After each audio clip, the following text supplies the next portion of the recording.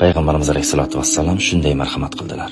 Ummatim o'tish kerak bo'lgan 5 dona qiyalik bor. Hazrat Abu Bakr so'radi. Rasululloh nima u qiyalik? Rasululloh alayhisolatu vassalam sanadilar. Birinchi qiyalik o'lim va uning qiyinligi. Ikkinchi qiyalik qabrda yolg'iz qolishi.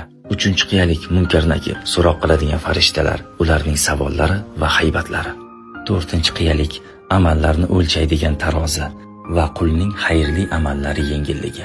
Beshinchi qiyalik Sirot ko'prigi va uning ingichkaligi. Hazrat Abu Bakr radhiyallohu anhu buni eshitgach, shunaqangi yig'ladiki, 7 osmon va yer o'rtasidagi barcha farishtalar samo ahli yig'ladi. Shunda Jabroil alayhisalom tushdi va dedi: Rasululloh Hazrat Abu Bakrga ayting yig'lamasin.